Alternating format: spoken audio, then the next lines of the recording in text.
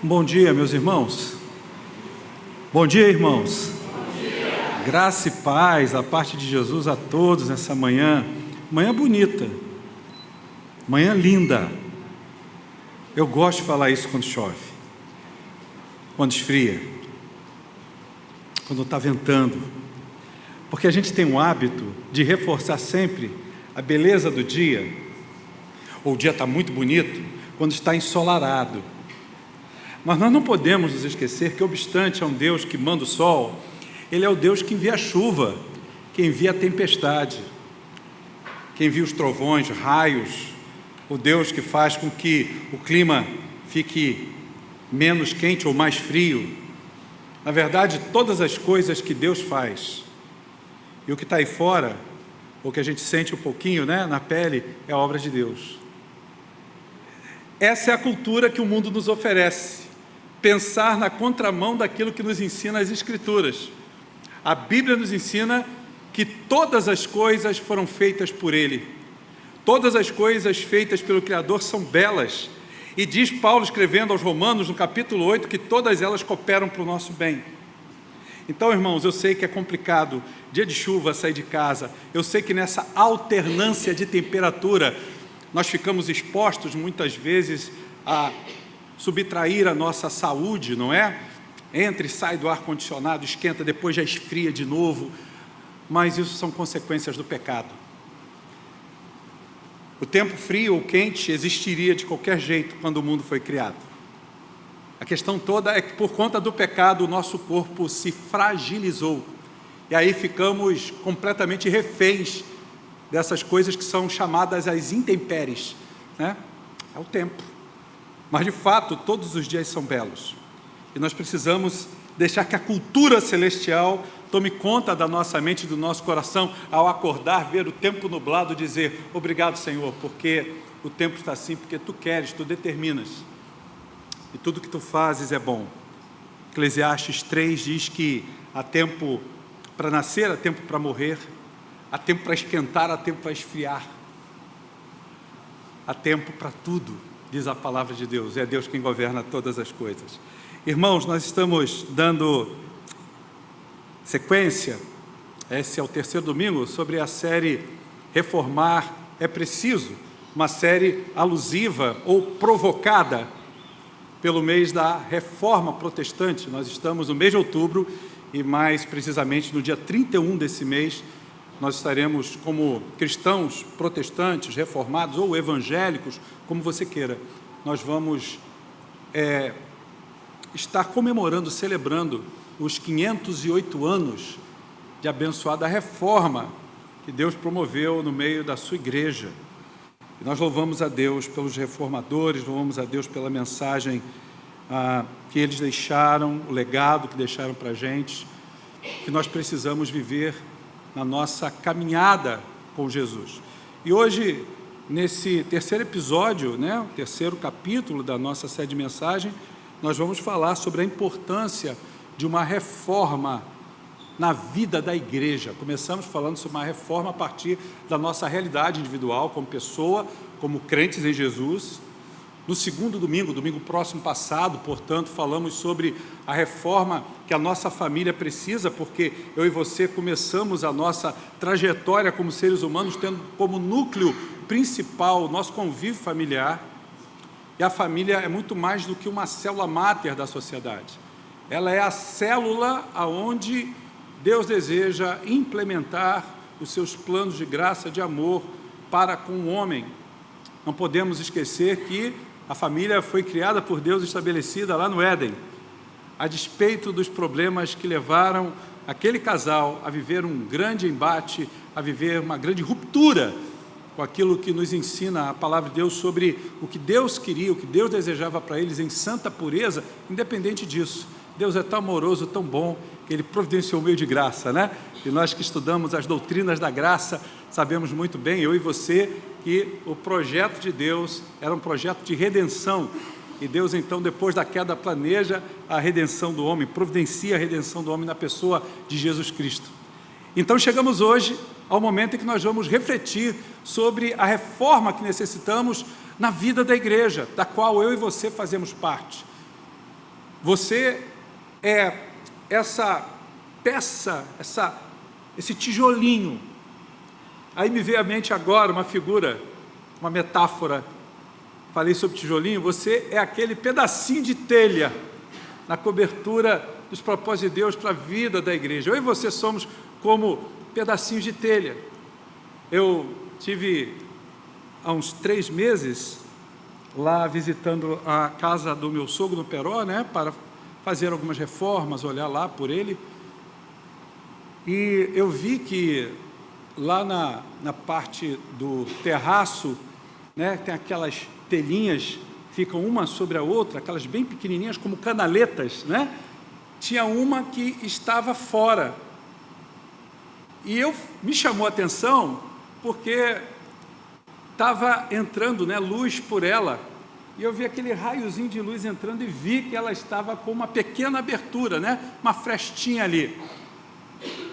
E aí eu percebi, gente, é por isso que está entrando água aqui quando chove. E aí o que é que eu fiz? Eu fui, peguei um pedaço de madeira, levantei, já sou um pouquinho alto, já facilitou. Aí peguei um pedacinho de madeira e consegui deslocar ela e acoplá-la à base da outra para que pudesse ali resolver a situação, e resolveu. A nossa vida como crentes, fazendo parte dessa comunidade espiritual que é a igreja, ela tem mais ou menos esse mesmo sentido.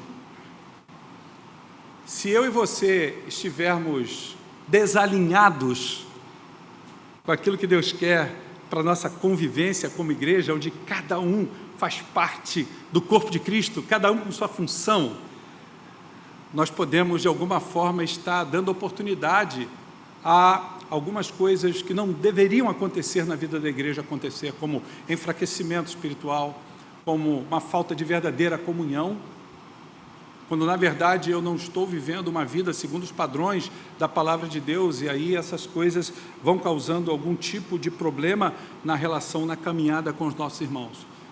É tão bom saber que existe alguém que vai e nos coloca no devido lugar para que a gente possa, em unidade com as outras telhas, formar esse santo telhado aonde nós estamos vivendo em harmonia, sem nenhum tipo de desalinhamento.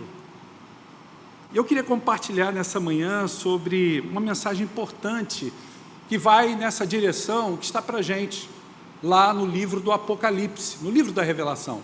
Então vou pedir a gentileza que você abra comigo lá em Apocalipse, abra sua Bíblia, a despeito de ser projetada aqui ou não, lá em Apocalipse capítulo 2. Eu quero ler para você esse texto, Apocalipse 2.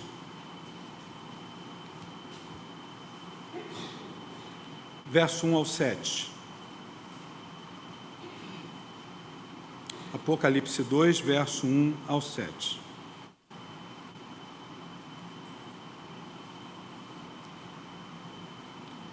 Provavelmente esse som, essa frequência aí deve ser do ar-condicionado lá do fundo. Tem uma frequência, essa frequência me incomoda. De repente tentar desligar, viu, Joaci? Esse ar-condicionado de lá, eu não sei se é... Não é a cortina de vento. Agora passou. Não, pode deixar ligada, pode deixar ligada. Acho que era do... Mas na mais baixa. Isso. Obrigado. Eu posso estar com um problema de visão, mas a audição é muito boa, irmãos.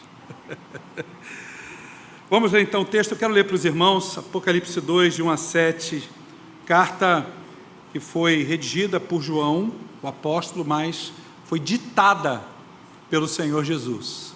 Diz assim o texto: Ao anjo da igreja em Éfeso escreve: Estas coisas diz aquele que conserva na mão direita as 7 estrelas, que anda no meio dos 7 candeeiros de ouro. Conheço as tuas obras, tanto o teu labor como a tua perseverança, que não pode suportar homens maus, e que puseste à prova os que a si mesmos se declaram apóstolos e não são, e os achaste mentirosos. E tens perseverança, e suportaste provas por causa do meu nome, e não te deixaste esmorecer. Tenho, porém, contra ti que abandonaste o teu primeiro amor.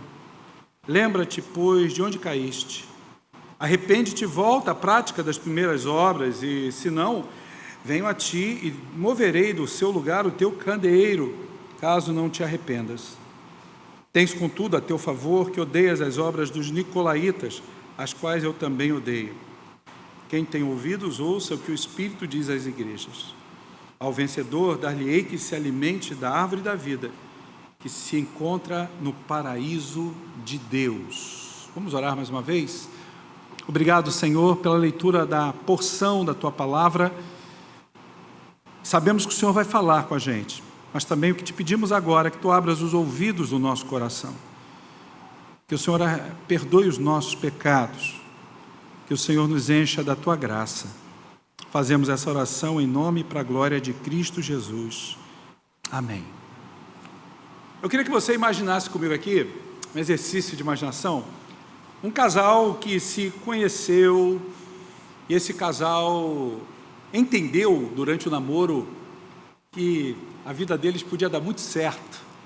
Então eles resolvem se casar. Viviam bem durante o namoro, passam no casamento a viver momentos muito intensos de amor, de entendimento, de carinho, de devoção mútua, mas com o tempo acontece algo que começa a desconstruir essa relação. Com o tempo, a rotina, as dificuldades diárias vão diminuir essa paixão inicial que esse casal possuía, e o relacionamento então começa a esfriar. A tristeza por conta disso começa a invadir e dominar o coração desse casal. Isso vai produzir como consequência o afastamento entre ambos. O afastamento não de que um deixe o lar e vá viver fora do lar, mas o afastamento das emoções, dos sentimentos. Mesmo deitados sobre a mesma cama, a um palmo de distância, mas estão a quilômetros de distância do coração. Isso é para ilustrar que isso também acontece com a igreja de Jesus. Porque eu e você, enquanto igreja do Senhor Jesus, somos chamados a um relacionamento com Jesus. Jesus, na Bíblia, ele tem a configuração e é denominado de um noivo, o esposo. E muitas vezes na condição metafórica, eu e você como noiva de Cristo, como igreja, como aqueles que têm um relacionamento com Ele, muitas vezes nós temos o nosso coração tomado por um esfriamento, nublado. Tempo nublado você não vê o sol, como hoje. O coração está nublado, porque o pecado começa a tomar conta da gente. Situações que começam pequenininhas e a gente não percebe, e são essas coisas pequenininhas que vão produzindo de alguma forma esse distanciamento. Isso também acontece com a igreja quando ela se afasta daquilo que nós denominamos, aliás, melhor, daquilo que a Bíblia denomina, e aqui está exarado, está registrado nesse texto que acabamos de ler, do primeiro amor. O primeiro amor. Como aquele casal que se devocionavam ou viviam uma vida devota um ao outro, por quê? Por causa desse primeiro amor, dessa primeira paixão. E nesse texto aqui de Apocalipse, nós vemos, e ele está relatando o que está acontecendo numa das 7 igrejas que havia na Ásia. E aqui na igreja de Éfeso, isso mostra para a gente que essa igreja começa com fervor, essa igreja começa compromissada. Nós cantamos uma música aqui que ela me arrebata. Compromisso. Não existe nada melhor, diz a canção que nós cantamos há pouco, do que estar diante de ti. Pode o mundo se abalar, mas a canção traz algo de consolo para o meu, para o teu coração, se você percebeu. Diz que esse Deus, Ele é fiel a você e a mim. E a minha mente viaja, né? Porque quando a gente cantou esse hino, eu me lembrei que no nosso inário tem um hino que fala sobre a fidelidade de Deus ao Deus fiel, é o título do hino. E diz no seu coro, no seu estribilho, né? Tu és fiel assim, mas antes era tu és fiel a mim. Se um dia os irmãos da Inódia, da Igreja Presbiteriana, a Comissão de Inologia da Igreja Presbiteriana ouvirem essa pregação do pastor Ivo, não me levem a mal, irmãos. Mas Não estou dizendo que seja nesse caso, mas muitas vezes nós usamos de um preciosismo barato. Substituíram fiel a mim, a fiel assim. A gente sabe que por uma demanda da teologia reformada, de orientação calvinista, Deus é fiel à sua palavra, Ele é fiel a Ele mesmo. A fidelidade dele não é a você nem a mim, não é restrita e não é, de alguma forma, refém da sua e da minha pessoa. Mas a grande verdade é que Paulo fala sobre isso. E muitas vezes, quando nós deixamos de ser fiéis, diz ele escrevendo a Timóteo, o Senhor permanece fiel. E ali o contexto não é só fiel a Ele, é fiel a nós, aos seus servos. Ele continua demonstrando amor fiel a você, mesmo quando você se afasta dele, mesmo quando você perde a sua paixão por Ele. Deus é fiel a você, não porque você mereça, mas por sua graça. Ele é fiel sim. E uma coisa linda aqui nesse texto é que, embora essa passagem nos chame a atenção para nós não abandonarmos os fundamentos da vida de santidade, nem essa relação devotada à pessoa de Jesus, mostra o quanto Jesus ama a sua igreja. E ele escreve uma cartinha de amor para a igreja. É isso que está aqui no contexto, para que a igreja possa ter a oportunidade de rever os seus conceitos. Não é o que nós cantamos aqui? Existe uma outra canção que diz, quero voltar ao primeiro amor, do Carlinhos Félix. Ele fala, quero rever meus conceitos, rever meus princípios, eu quero voltar ao primeiro amor. Deus é tão bom que Ele nos chama nessa manhã, e esse é o tema do nosso sermão, para um recomeço com Jesus. O recomeço da igreja com Jesus é o tema da pregação dessa manhã. Deixa eu dizer uma coisa para vocês, deixa eu atualizar vocês em relação ao contexto histórico dessa carta.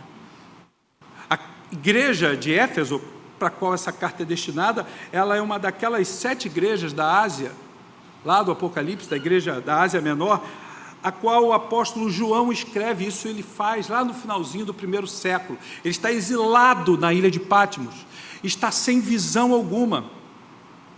Alguém é uma espécie de amanuense para escrever para ele, mas ele já perdeu a sua visão. Diz a tradição que João, ele morre próximo aos 100 anos de idade, já bem velhinho. Ele recebe a visitação do Senhor, e o Senhor então dita para ele essas cartas, e dita para ele todo o livro da Revelação, que é o livro do Apocalipse.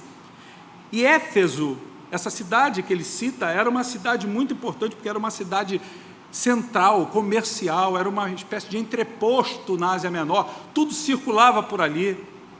Era uma cidade religiosa, lá estava o templo da deusa da fertilidade, a deusa Diana, a chamada Diana dos Efésios. Então é marcada essa cidade, esse contexto, por muitos desafios, não só desafios sociais, culturais, mas desafios espirituais. E a igreja ali tinha sido zelosa. O texto, inclusive, mostra para a gente que Jesus diz no versículo 2 que conhece as obras da igreja, conhece o seu labor, o seu trabalho, a sua perseverança, e que essa igreja ela tem uma conduta muito correta em relação aos homens impiedosos. Há determinados mestres que se apresentavam na igreja, mas não tinham nenhum tipo de comunhão verdadeira com Jesus, tanto que o ensino deles era um ensino vazio, era um ensino inócuo. E mais, o texto fala aqui no verso 3 que Jesus declara, eu tenho conhecido a perseverança de vocês, eu sei que vocês são capazes de suportar as provas por amor do meu nome. Mas tenho, porém, contra ti que abandonaste o primeiro amor. Então esse é o contexto, mostrando que essa igreja tinha sido zelosa no início, rejeitando falsos ensinamentos, mas com o passar do tempo, o amor e aquela profunda comunhão, aquela profunda paixão por Jesus havia diminuído, havia passado. E essa carta, irmãos, presta atenção no que eu vou dizer aqui, essa carta se constitui num profundo alerta para a igreja de Jesus hoje. E você faz parte da igreja de Cristo Jesus.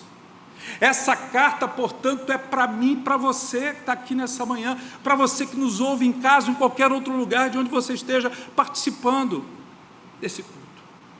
Meus irmãos, isso é um alerta para que a gente possa retomar o primeiro amor. E é interessante que nessa retomada para o primeiro amor, esse primeiro amor mostra que ele tem um nome, ou ele tem princípios. Que princípios são esses? São princípios de fervor e de paixão, porque sem fervor e sem paixão pela pessoa de Jesus, nós não podemos viver o verdadeiro amor por Jesus. Então, como é que ocorre o recomeço da igreja com Jesus? Essa retomada a uma vida de profunda dedicação à pessoa de Cristo. Como a igreja que Ele quer que seja, realmente precisa fazer para retomar isso? Em primeiro lugar, precisa fazer isso com fervor e paixão. Fervor e paixão a Jesus. Esse é o primeiro amor. Essa é a primeira verdade que o texto vai mostrar para mim e para você. Veja, versículo 4, acompanhe na sua Bíblia, ou se puder ser projetado aqui também. Versículo 4 dessa carta que está aqui para a gente no livro do Apocalipse, diz assim: tenho, porém, de Jesus, né? É a fala de Jesus, contra ti, que abandonastes o teu primeiro amor.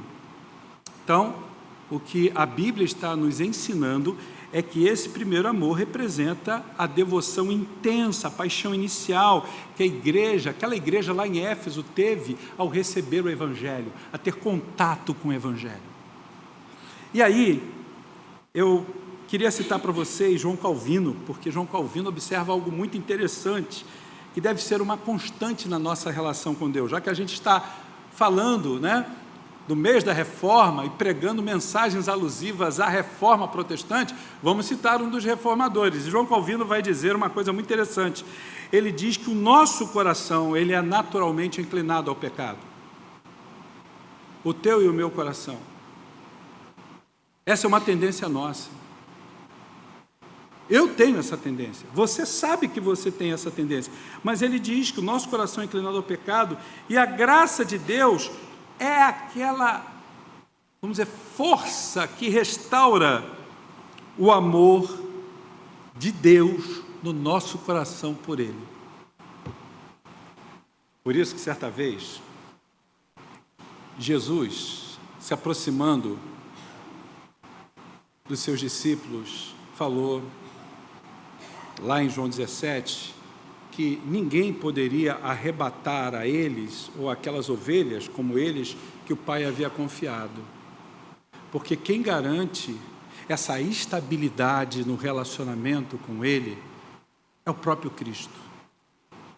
O próprio João, que escreve essa carta aqui, no livro do Apocalipse, diz que nós só podemos amar a Deus porque Ele nos amou primeiro. Percebe? O primeiro passo, quem dá é o Senhor. A gente não tem condições de sair do lugar. Efésios capítulo 2, Paulo diz que nós estávamos mortos em nossos delitos e pecados. Um morto não tem vontade própria. E é interessante porque o que a Bíblia nos mostra aqui é que essa graça de Deus, ela nos persegue. Essa graça de Deus, ela é insistente. Deus é o maior interessado, mais do que você ou qualquer pessoa que te ame, em restaurar o seu amor por Ele. Quando a igreja perde esse amor fervoroso, ainda que a igreja se mantenha em atividade, o que é que eu chamo de atividade? São as obras da igreja. Porque é possível uma igreja perder o amor por Jesus e continuar vindo a momentos como esse, para dizer que está cultuando a Deus. Se reunindo com suas sociedades internas, eu estou usando um termo, uma nomenclatura bem nossa, bem presbiteriana, temos os nossos ensaios com louvor,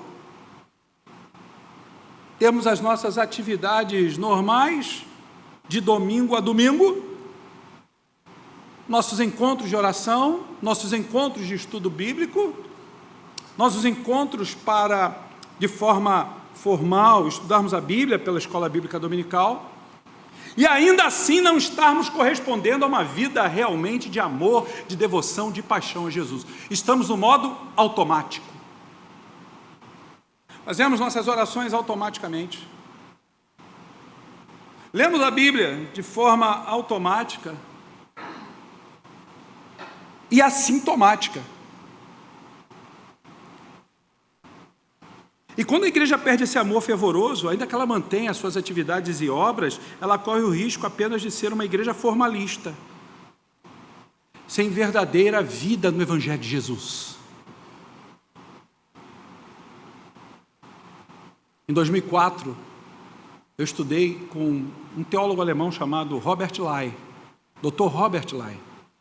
Ele dizia uma coisa ensinando aos pastores que estavam aprendendo a formar pequenos grupos na igreja. Ele dizia uma coisa, que existe uma diferença entre a igreja monumento e a igreja movimento. A igreja monumento é essa aqui, onde se valoriza a sua estrutura. E as pessoas só enxergam isso. Essa é a igreja monumento, mas a igreja movimento é aquela que rompe com as estruturas e vive o Evangelho, pregando o Evangelho, indo ao mundo e anunciando o Evangelho. E não precisamos fazer isso, às vezes, de uma forma ordenada ou coordenada em grupo, mas quando eu e você fazemos parte da Igreja de Cristo, estamos eu e você no nosso trabalho, vivendo esse Evangelho e mostrando esse Evangelho às pessoas que convivem com a gente, ao ponto delas perceberem que você realmente é de Jesus. A sua forma de falar te denuncia como filho de Deus, como filha de Deus.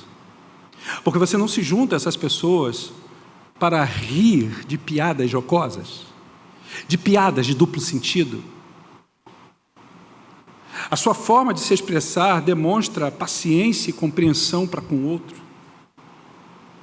Você é alguém que não fala apenas de coisas que fazem parte da nossa realidade mundana. E quando eu digo mundana, não estou falando aqui de coisas do mundo onde o pecado está configurado, não, de coisas mundanas. Eu não sou aquela pessoa que só fico falando da importância de estar atento aos indicadores econômicos, embora não há problema nenhum fazer isso.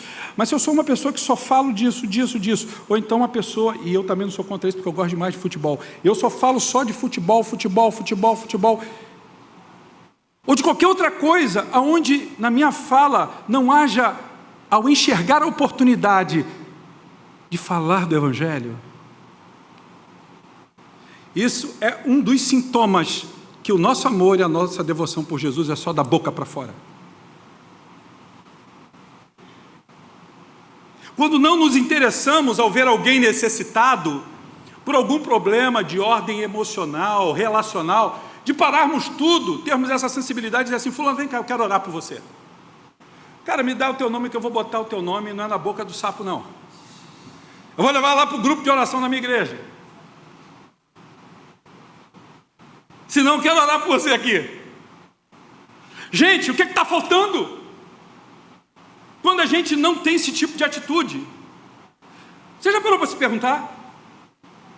Tem alguma coisa errada.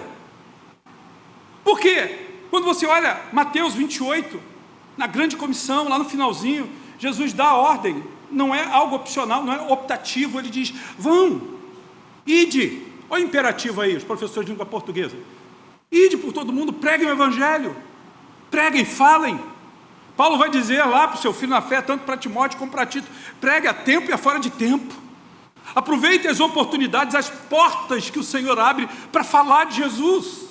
Porque quanto mais você fomenta o Evangelho da graça de Jesus na sua vida, quanto mais você fala, quanto mais você está preocupado, ou está com a sua mente ocupada em pensar em Jesus, as coisas vão acontecendo. Hoje a minha mãe faz aniversário.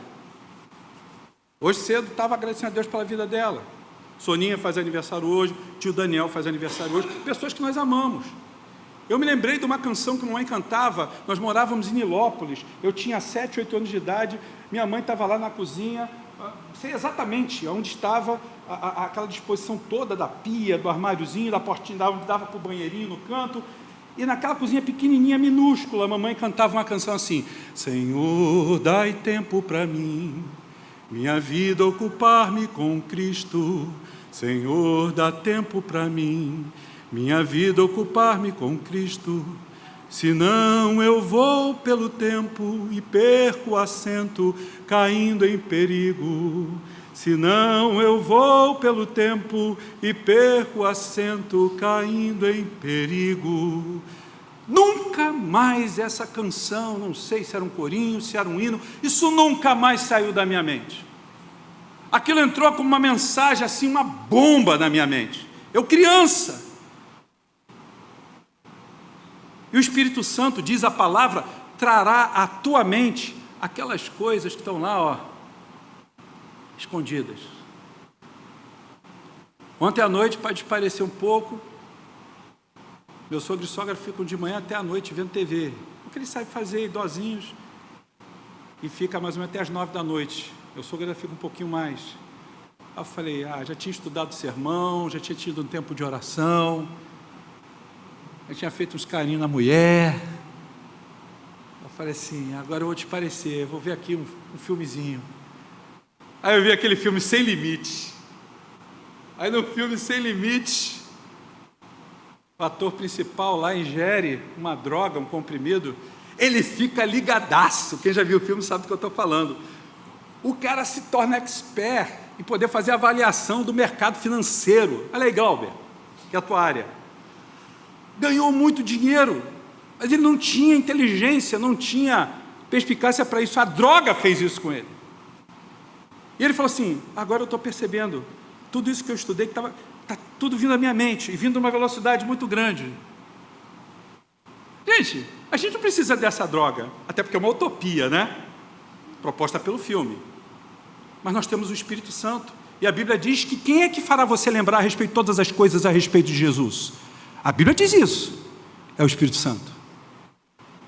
Mas para a gente poder lembrar de tudo que temos aprendido a respeito de Jesus, e vibrarmos com as coisas que temos a respeito de Jesus, a gente precisa buscar a face do Senhor Jesus. A gente precisa, como diz a canção que a mamãe cantava, pedir ao Senhor, Senhor, dá tempo para mim, porque eu quero ocupar a minha vida contigo. Senão, como diz a música, a gente perde o assento. A gente cai nas esparrelas que o diabo, que a carne e que o mundo vão apresentar diante dos nossos olhos.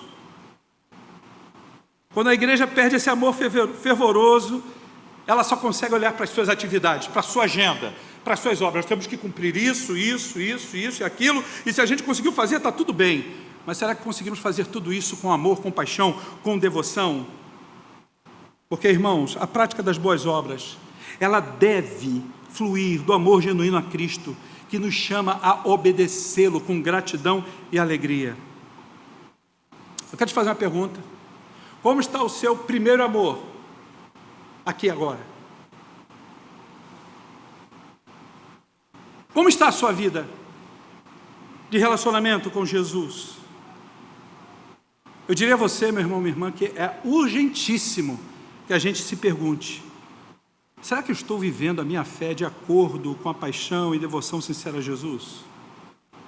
Ou será que eu tenho perdido ou já perdi o fervor de antes? Agora, como essa perda do primeiro amor vai afetar a vida prática da igreja? Aí vem um segundo ponto, é quando nós corremos o perigo, corremos o risco de abandonar o verdadeiro evangelho, o evangelho vivo. E aí nós temos uma obra sem vida. O texto aqui diz que Jesus diz, olha, eu conheço, diz para a igreja de Éfeso, eu conheço as tuas obras. Eu conheço as tuas obras. Ele começa elogiando. Olha, você tem isso aqui a teu favor, isso. Mas, na verdade, tudo isso que eu disse que você tem a seu favor, está desconfigurado. Porque você precisa voltar às primeiras obras. As obras que você tem praticado estão sem amor. Sabe aquele carro que está rodando, mas está rangendo, porque tem problema de suspensão, tem problema de rolamento nas rodas, está rodando, mas ele não está legal. Isso pode comprometer, inclusive, não só o carro em si, mas comprometer quem está dentro dele, inclusive a sua própria vida, né? E aí, o perigo desse abandono do Evangelho vivo, aqui mostrado para a gente, nesse versículo 4, Olha o que é que diz o Senhor para a igreja. Ele diz que, olha, eu sei que vocês não conseguem suportar os maus. Essa igreja de Éfeso está sendo elogiada por isso. Mas ela é repreendida, diz o versículo 4 desse capítulo 2, porque ela abandonou o primeiro amor. Então aqui a gente vê uma lição fundamental. Que lição é essa, pastor?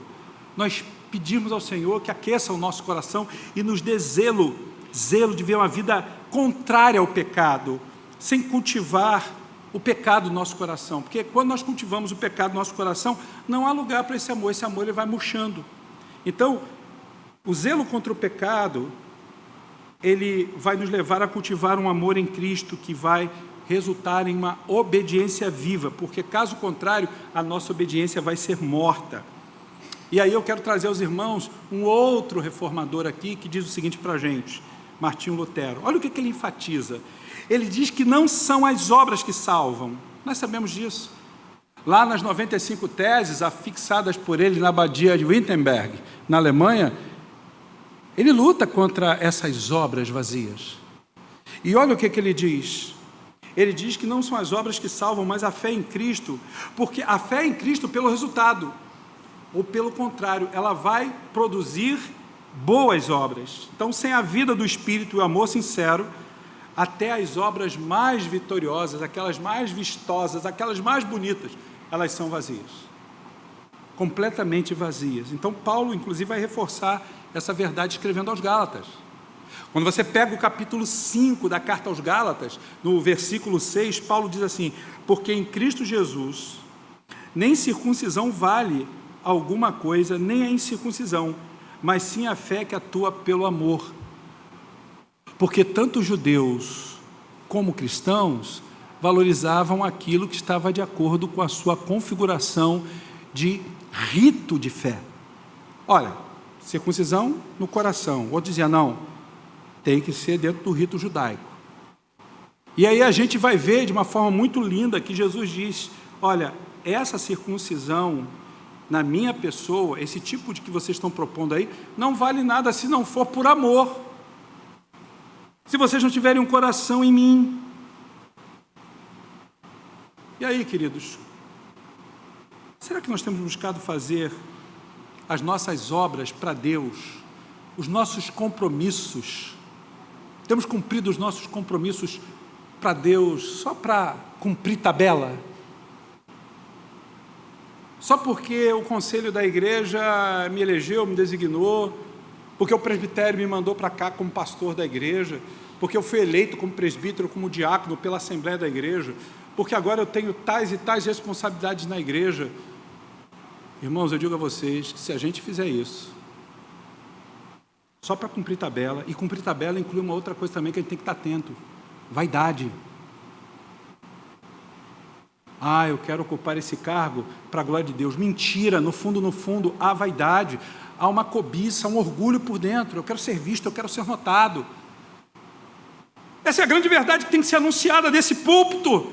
É o que diz aqui o texto, é Jesus quem está dizendo para a gente. Nós temos que mudar as nossas práticas, as nossas atividades, a maneira de enxergarmos o que é trabalhar para Deus, o que é realizar obras para Deus, se essas obras não estiverem de fato fundamentadas numa prática cristã que reflita a verdade de um evangelho vivo. Se esse evangelho não transformar a minha vida, tem algo errado. Eu não vou ser instrumento de transformação na vida de ninguém. Então, o que precisa mudar para que a nossa prática cristã reflita o evangelho? O que precisa mudar na sua vida?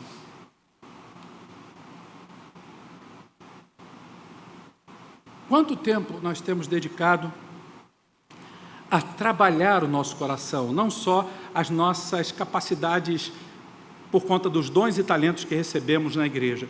Antes de trabalharmos isso, nós precisamos trabalhar no nosso coração a nossa devoção a Jesus, porque senão tudo que vai ser feito em nome dele não vai glorificar o nome dele. Entende isso? Então, prosseguindo para o nosso último ponto do sermão, que nos chama a recomeçar com Jesus, buscando na nossa vida como igreja uma restauração pelo poder do Espírito Santo, nós precisamos entender que para que isso de fato aconteça, Uma igreja verdadeiramente reformada pelo amor de Deus precisa ser reformada em primeiro lugar no amor de Jesus. Esse é um dos lemas da Reforma Protestante, é um dos lemas, mas é o primeiro lema: igreja reformada sempre sendo reformada. É o lema da Reforma: igreja reformada sempre sendo reformada, ou sempre se reformando. E aí, irmãos, a expressão igreja reformada, sempre se reformando, traduz essa consciência, entende?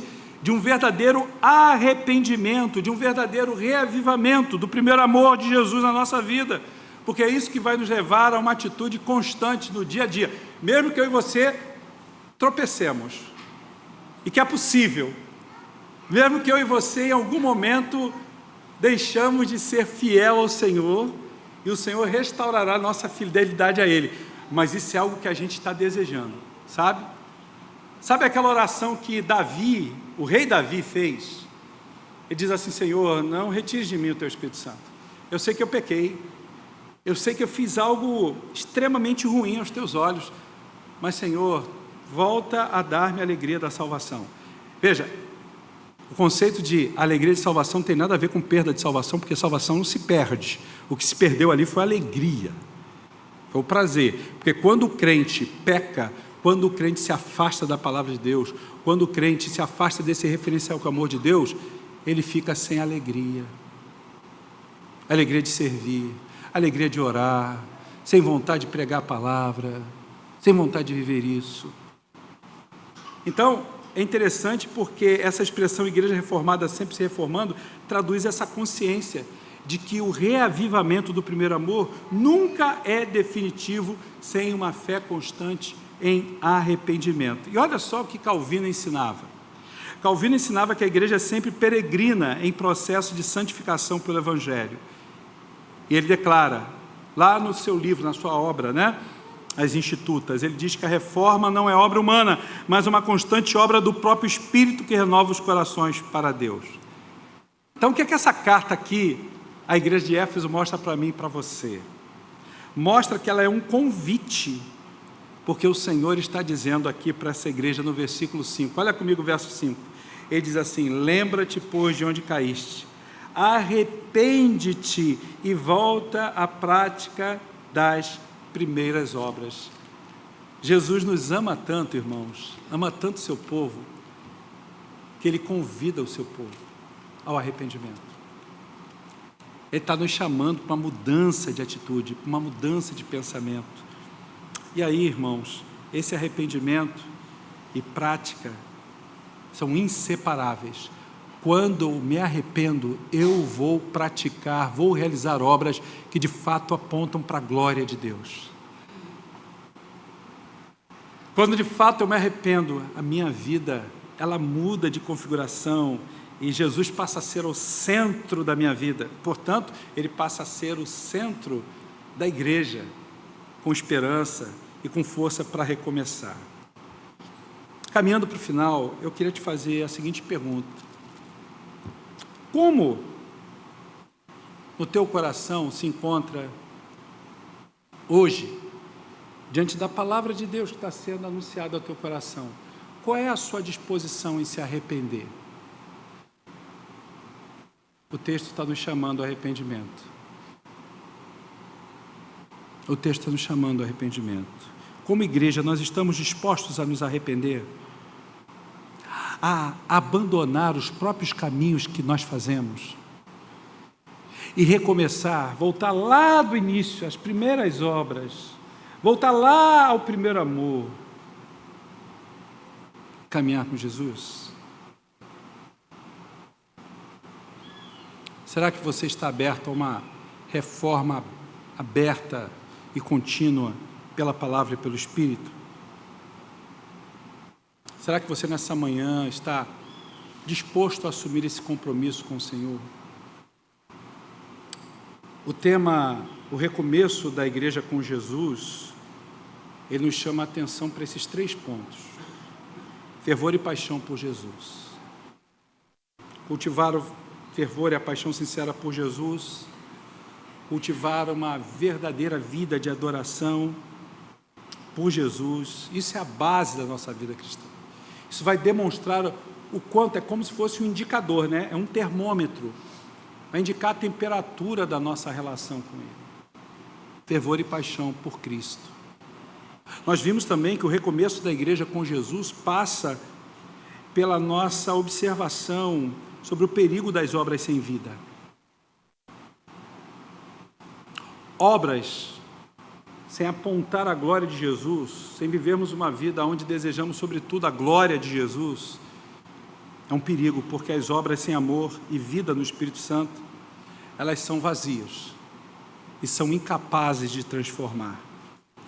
Nossas obras sem a direção que Cristo oferece, produz o abandono do Evangelho vivo.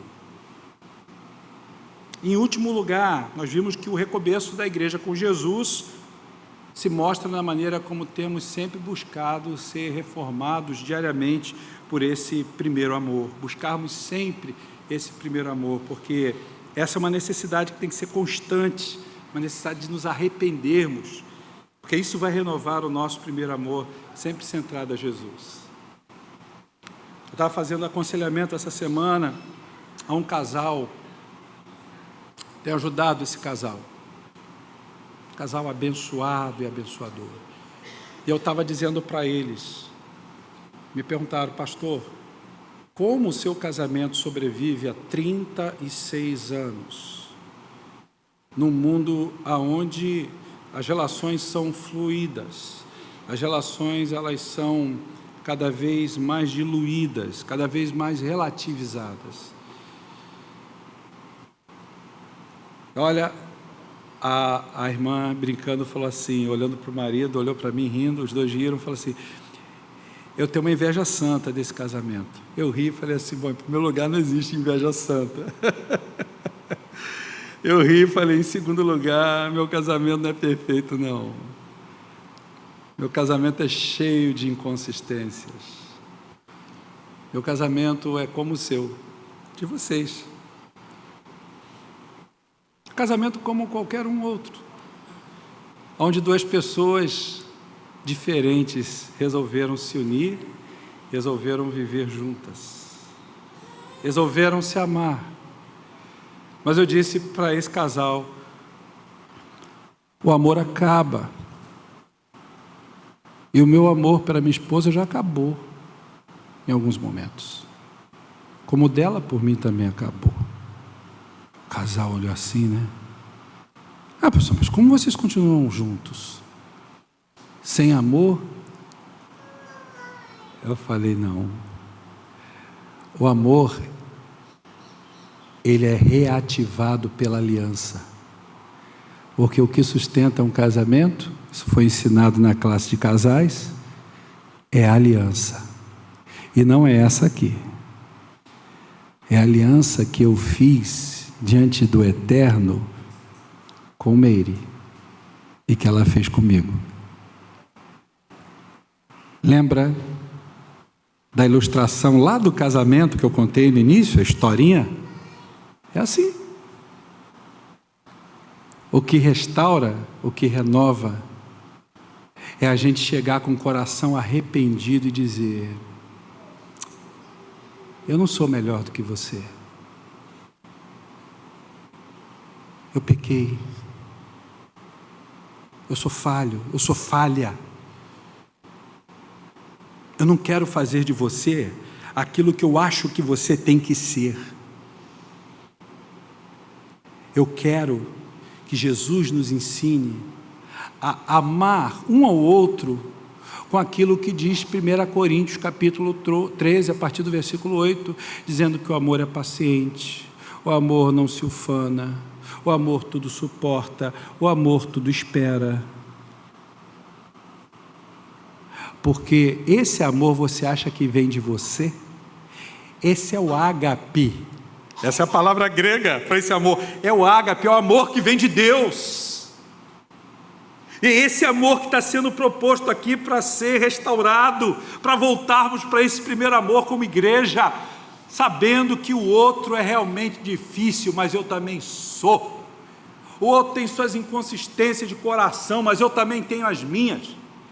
Mas eu tenho que me preocupar com aquela telinha lá do telhado, que é o meu irmão que está fora, está desalinhado, e eu tenho que ajudá-lo em amor para que ele volte para o lugar. Mas lembrando que eu também posso sofrer esse desalinhamento. Como o próprio Jesus disse, isso está no finalzinho aí, né? No versículo 7. O que é que ele diz? O que é que ele promete aí no versículo 7? Leia, igreja. O que é que diz aí, capítulo 2, final do versículo 7? O que é que ele diz aí? O que é que ele vai dar ao vencedor? Diz aí. Ao vencedor...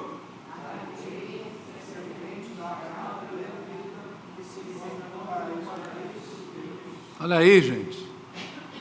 Ô, gente, que promessa maravilhosa. Como dizem os irmãos pentecostais, é para glorificar de pé. Que coisa boa, irmãos. Então, que a nossa igreja hoje, aqui, agora, você que está nos ouvindo, aonde você estiver, faça essa avaliação sincera, buscando não apenas manter rotinas, cumprir a agenda.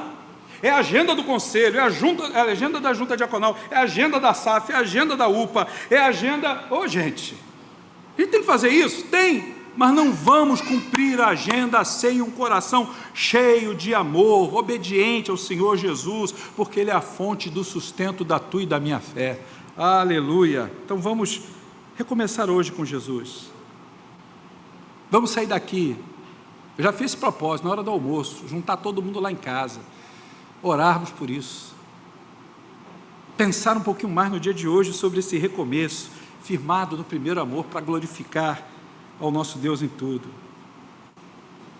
Eu queria que você curvasse a sua cabeça e que você agora orasse, fizesse a sua oração pessoal. Mas você não vai orar agora pelo irmão, você não vai orar por um problema que você está vivendo. Você vai orar por você e você vai pedir ao Senhor que venha reavivar o seu coração, o seu primeiro amor por Jesus.